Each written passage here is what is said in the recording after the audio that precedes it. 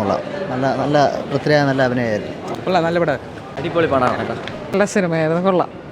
Novel ശരിക്കും വായിച്ചിട്ടില്ല, ഞാൻ അനിയത്തി വായിച്ചിട്ടുണ്ട്.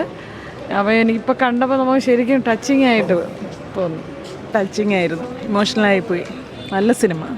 നോവൽ വായിച്ച അതുകൊണ്ടാണ് സിനിമ കാണാൻ വന്നത്. കൊള്ളാം, നല്ല പടം. കുഴപ്പമില്ല, കൊള്ളാം. ഇല്ല, ബുക്കുണ്ട്, വായിച്ചിട്ടില്ല, വായിക്കണം. വളരെ നന്നായിട്ടുണ്ടായിരുന്നു. ഞാൻ നോവൽ വായിച്ചായിരുന്നു, അതുകൊണ്ട് കാണാൻ ഇത്തിരി കൂടെ ഒരു ഫീലുണ്ട്. കൊള്ളായിരുന്നു, നല്ല പടമായിരുന്നു.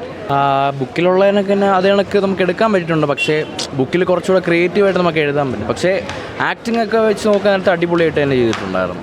ഓവറോൾ എല്ലാവരും കണ്ടിരിക്കേണ്ട ഒരു പടമാണ്. നല്ല മൂവി. ഞാൻ ഈ നോവൽ വായിച്ചിട്ടുള്ളതെന്ന് എനിക്കറിയാം. ഒറിജിനൽ ഒരു രക്ഷയില്ല.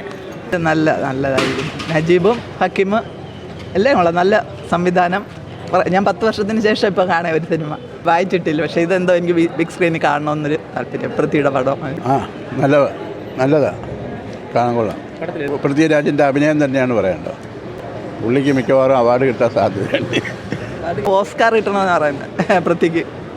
വളരെ നല്ല മൂവി പടം. ആക്ച്വലി ഞാൻ വിചാരിച്ചതിനെക്കാട്ടി വളരെ വളരെ നല്ലത്. ബിക്കോസ് നമ്മൾ വിചാരിക്കില്ലേ ഇച്ചിരി ബോറടിക്കുന്ന ടൈപ്പ് മൂവിയാണ്. പക്ഷേ ഇത് ഭയങ്കര എക്സൈറ്റിംഗ് ആയിരുന്നു. ബിക്കോസ് ഒരാളുടെ ജീവിതത്തെ പറ്റി പറയുന്നത് അത് ഭയങ്കര നന്നായിട്ട് പിക്ചറൈസേഷൻ എല്ലാം. Plus director is super. ഇല്ല ലാഗ് തോന്നിയതേ ഇല്ല. നല്ലൊരു മൂവി. അടിപൊളിയായിരുന്നു. ഭയങ്കര ഇമോഷണൽ നീണ്ട ഇതാണ്. കുറച്ച്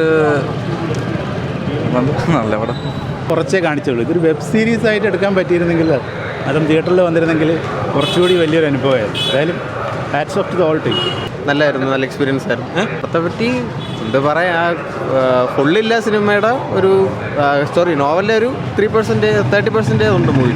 രാജ് എഫേർട്ട് ഇട്ടിട്ടുണ്ട് നല്ലപോലെ. മ്യൂസിക് AR റഹ്മാൻ നല്ലപോലെ സ്കോർ ചെയ്തിട്ടുണ്ട്. ഗംഭീര പടം. അഭിനയം വയസ്സായിരുന്നാലും ആക്ടേഴ്സിൻ്റെ അഭിനയവും ഗംഭീരം. ഒരു ബ്ലസ്സി ഫിലിം.